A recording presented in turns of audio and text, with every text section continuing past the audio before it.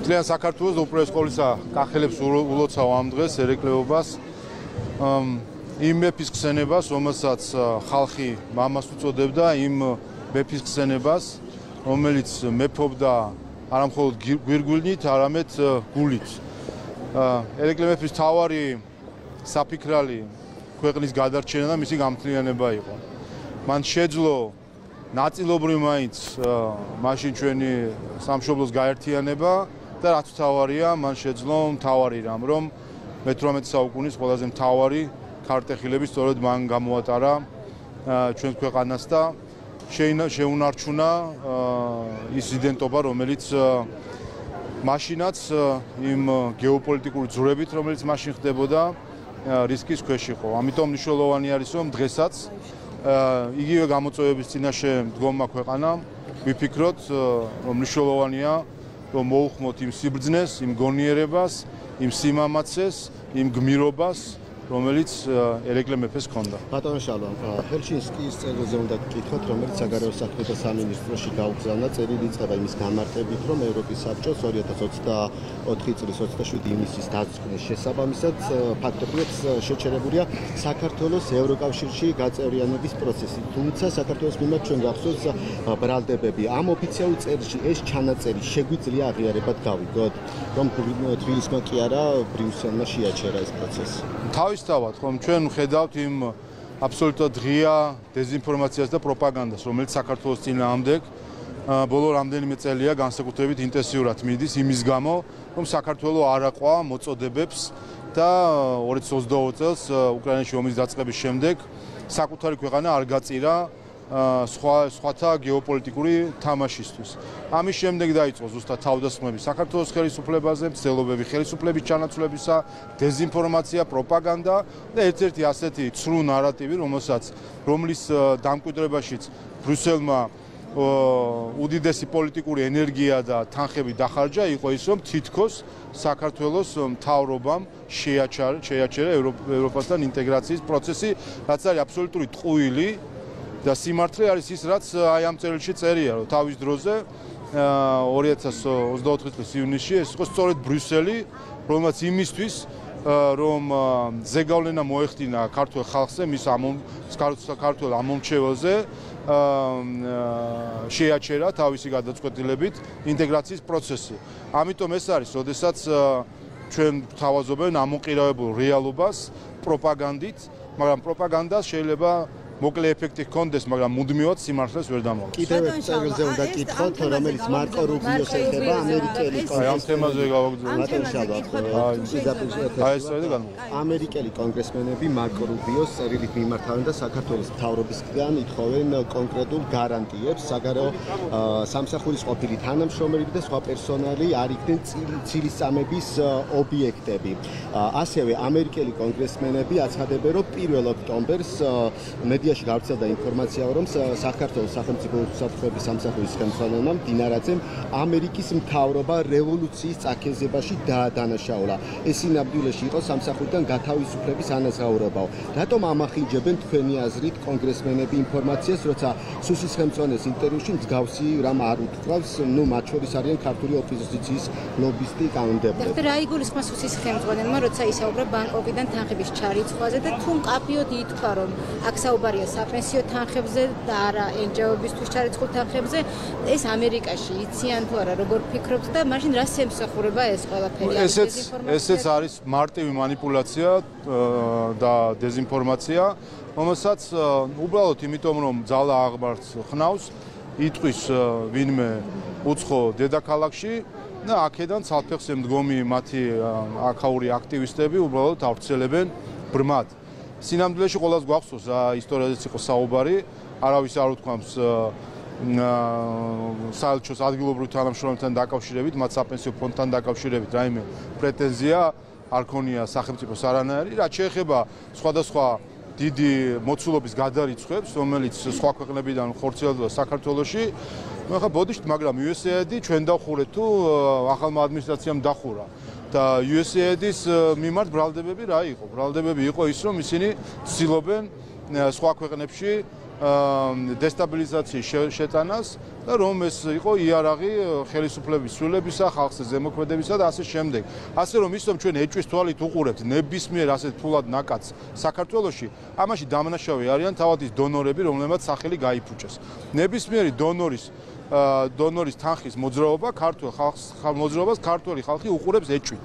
აი ეს არის სწორედ ევროკავშირის ელჩი, სხვადასხვა ქვეყნების ელჩების, სხვადასხვა დონორების დამსახურება, რომ ისე გაიფუჭეს სახელი და ისე წაიხდინეს რეპუტაცია, რომ ნებისმიერ ასეთ ტრანზაქცია ქართულ ხალხში იმავე მომენტში განგაშხსნის, რომ ხომ არ არის შემთხვევით ეს რაიმე თანხები, რომელიც მიმართული არის ქვეყნის დემოკრატიის ძილს გამოუცხადებს. შეიძლება მე შევხედო, მაგრამ სახელმწიფო უსაფრთხოების სამსახური ასეთ მძიმე ბრალდებას უყენებს საჯაროდ. ამის გამო ანუ კიდევ ერთხელ ტაილანდიდან ფინანსდებოდნენ ადამიანები ქვეყნის შიგნით რადიკალიზმის. დიახ, რაზეც ქონდა საუბარი სახელმწიფო უსაფრთხოების. ანუ ეჭვის დიახ, რა თქმა უნდა, უყურეთ. კიდევ ერთხელ ის რომ სახელმწიფო უსაფრთხოების სამსახური ზუსტად ეს არის ამოცანა და იმიტომაც ვერ შედგა 4 ოქტომბრის ხელისუფლების დამხობის მცდელობა, რომელიც გარედან იყო მხარდაჭერილი, იმიტომაც ვერ შედგა რამდენიმე წინასწარ დაანონსებული რევოლუცია, რომ უსაფრთხოების სამსახური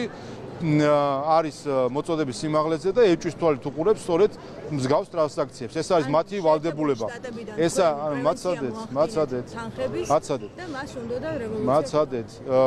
ის რომ სიფრთხილით და ეჭვის თვალით უყურებს ამგვარ ტრანზაქციებს. ამიტომ რა თქმა უნდა ჩვენი მოლოდინი და მოთხოვნაც არის რომ უსაფრთხოების სამსახურმა ყოველთვის ძალიან დეტალურად დააკვირდეს ასეთ ტრანზაქციებს.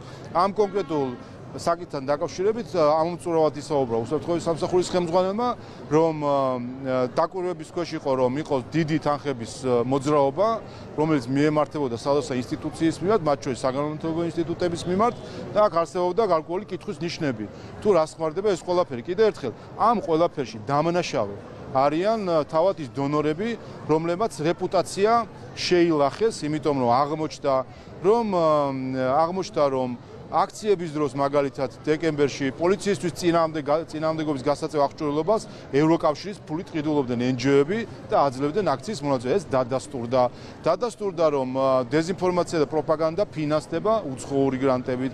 დადასტურდა რომ ყალბი დასკვნები არჩევნებთან დაკავშირებით ფინანსდებოდა დონორების მიმართ. ასე რომ პრობლემას ნუეძებენ ქართულ ხალხში, პრობლემა ეძებენ საკუთარ თავში, რატომ გაიფუჭეს ასე რეპუტაცია? საკუთარი რეპუტაცია. ოპოზიციონერების თემა მინდა რომ გავაგრძელოთ. 8 ოპოზიციონერს ბრალი წარედგინა რადევს მტკიცებულებებში და რა დანაშაულზეა საუბარი. მეგეთქვით ხა მტკიცებულებებში რადევს, რახან პროკურატურამ ბრალი წარუდგინა ამ პირებს შესაბამისად არის გონრული ეჭვის სტანდარტი, რომელიც საკმარისი არის ბრალის წარსადგენა. სამართლებრივ შეფასებას მე ვერ გავაკეთებ ეს პროკურატურის და ახლა უკვე სასამართლოს სამსჯელო არის. თუმცა პოლიტიკურად რა თქმა უნდა ყველაფერი რაზეც ჩვენ გუშინ ბრიფინგზე მოვისმინეთ გენერალურ პროკურორის მხრიდან ეს ყველაფერი ჩვენ თვალწინ ხედავთ და არ ხედავდით როგორ ადგენდნენ შავსიებს საქართველოს მოქალაქეების რომ საქართველო ყოფილიყო თავდასხმის ობიექტი გარედან არ ხედავდით როგორ დადიოდნენ უცხო ქვეყნებში ამ პაპკებით თუ რა ქვია საქაღალდეებით იმისთვის რომ და ამითი როგორ ტრაბახობდნენ თან რომ უნდათ რომ რაღაც შავსიები მიაწოდონ უცხო ქვეყნებს იმისთვის რომ საქართველოს იყოს თავდასხმის ობიექტი ასე რომ ამ ყველაფერს ჩვენ პოლიტიკურადაც არაერთხელ შეფასებული გვაქვს რაც შეეხება სამართლებრივ შეფასებას იმ ადამიანების მიმართ სადაც დანაშაულის მტკიცებულებები სტანდარტს აკმაყოფილებს პროკურატურა ბრალდების წარდგენით არის ნახოთ სასამართლოს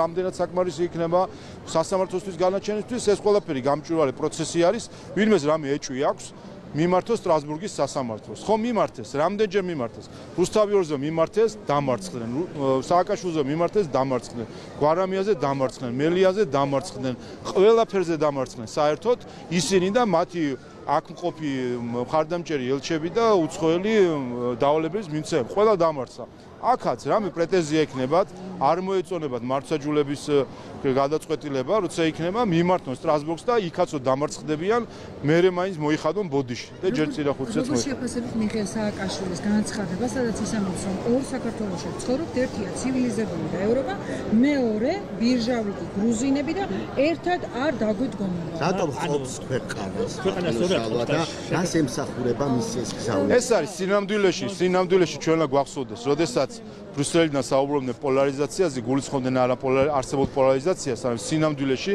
ეს იყო პოლარიზაციის დამკვიდრების სურვილი, რომელიც მოდიოდა ბრიუსელიდან.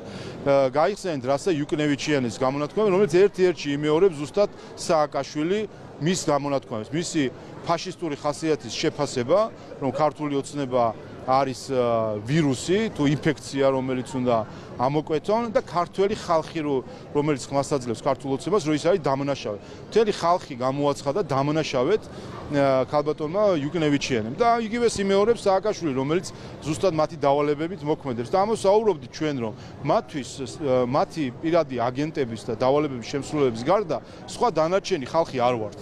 ჩვენ ხალხად არ გვთვლია. ისინი ხელისუფლებაში რომ იმათო ხელისუფლებაში მოიყვანონ მათი მარიონეტები, ალბათ საიმე შეგვიქმნია სადმე რეზერვაციას და შიგნით შეგყრიან სულ ყველას. და იქნებიან თავისთვის სემინარებით, ყავებით, ირბორი ნაკეთიქით და ივლიან სხვადასხვა დედაქალაქებში და ტელეხიდები ექნება ჩართვით. ეს არის სინამდვილეში რომ ხალხად არ გვთვლიან. აბა სხვა რა არის? ქალბატონი კოსი, კომისარი კოსი რო გამოდის და საუბრობს ხალხის მოусმინეთო.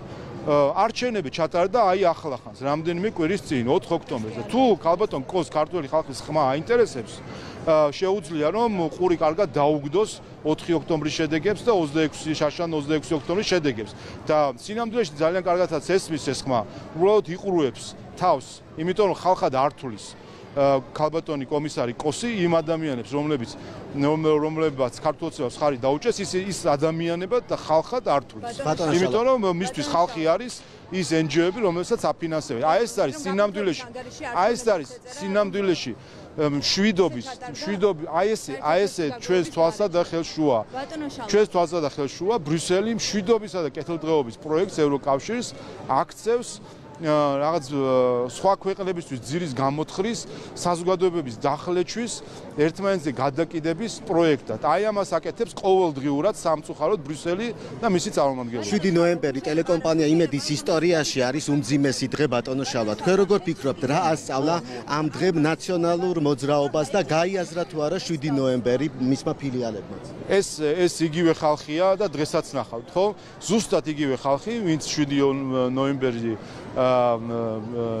დანაშაული შექმნა, დღესაც საუბრობს, რომ უნდა შევარდნენ იმედში და დღესაც ქალბატონ იუკნევიჩიანემ გუშინ რა თქვა, რომ იმედი უნდა გააქრონ, ხო?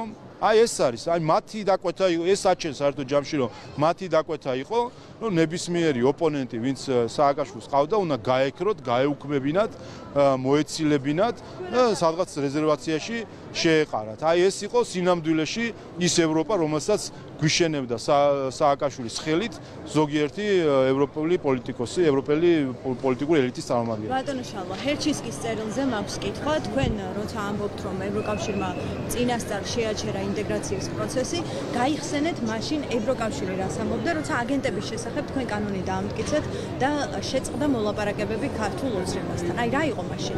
მაშინ იყო ტყუილი, რასაც ამბობდა, თითქოს საქართველოს პარლამენტმა მიიღო რუსული კანონი, რომელიც აღმოჩნდა შემდეგ ამერიკული კანონი. და რა შედეგი მოყვა ამას, ანუ რა გადაწყვეტილება მიიღო შემდეგ ევროკავშირმა?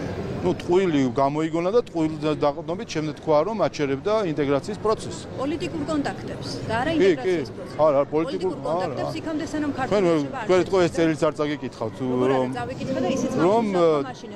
კი ბატონო, დე ფაქტო შეჩერდა ივნისში. ეს წერია ზუსტად ამ წერილში. ეს ანუ უყურეთ ტყუილს მოკლედ. შეცვლის პოლიტიკური კონტაქტები ქართულ ოცნებასთან შეწყვეტილია. ეს ინტეგრაციის შეწყვეტა. ზუსტად ინტეგრაციის პროცესი იყო. არა მხოლოდ კონტაქტები იყო შეწყვეტილი, არამედ პროექტები შეჩერდა, შეგვიძლია მაგალითებიც მოგიყვანოთ, ხო?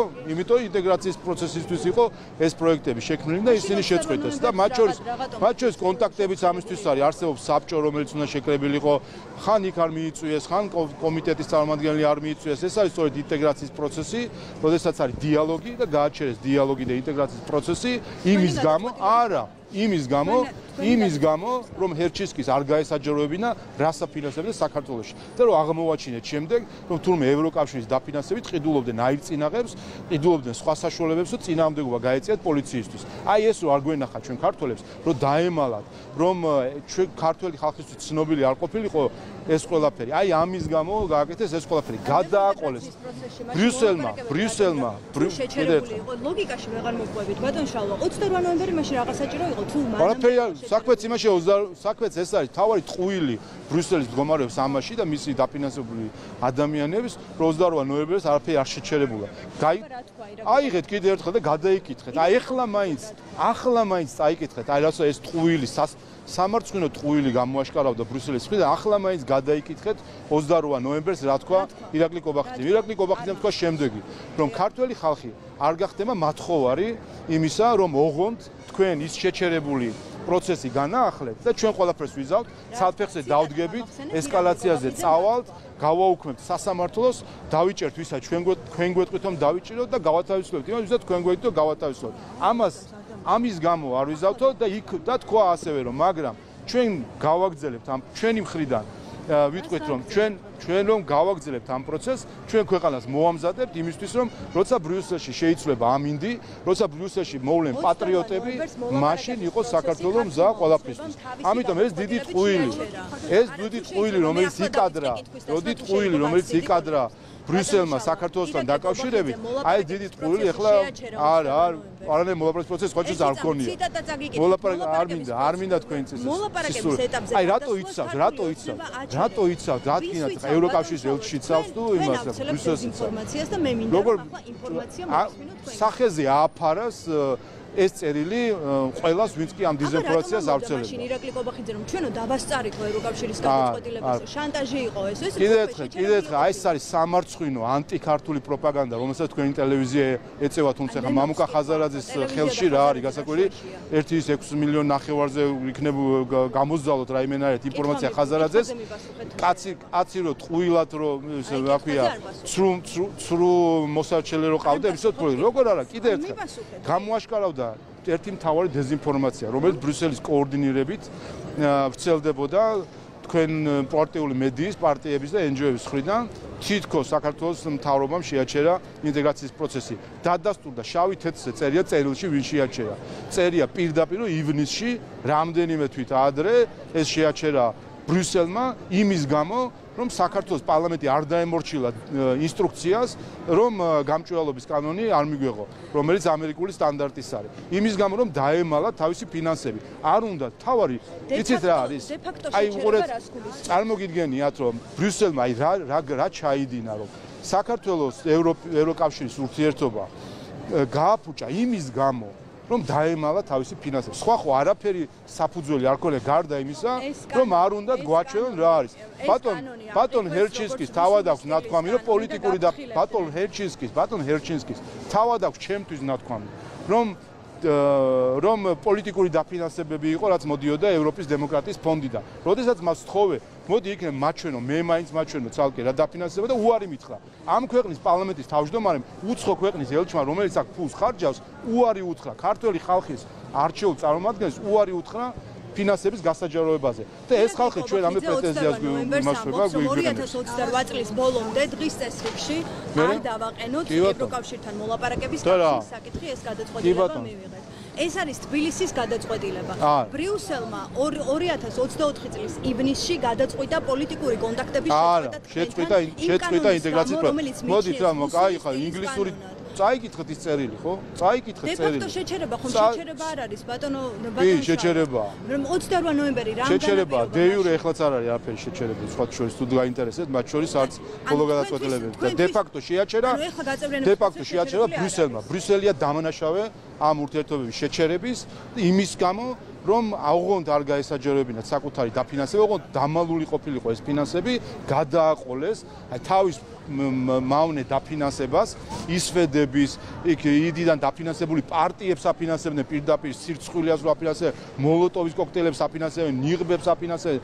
აი ეს რო არ გაგვეგო ქართულ ხალხს, რომელიც ახლა ნელ-ნელა ვიგებთ, აი ესო დაემალა და არ გადააყოლეს ამ ყველაფერს საქართველოს ევროკავშირის სურთია. ხო სირცხვილია მართლა, ხო მართლა სირცხვილია, რომ ევროპა მშვიდობის და კეთილდღეობის სივრცე იქცა აი ასეთი ბოროტი გეგმების, სხვა ქვეყნისთვის ძირის გამოთხრის, რეჟიმ ჩეინჯების და ანუ ხალხზე ზემოქმედების ინსტრუმენტად. ამიტომ ბრიუსელი უნდა დაფიქრდეს.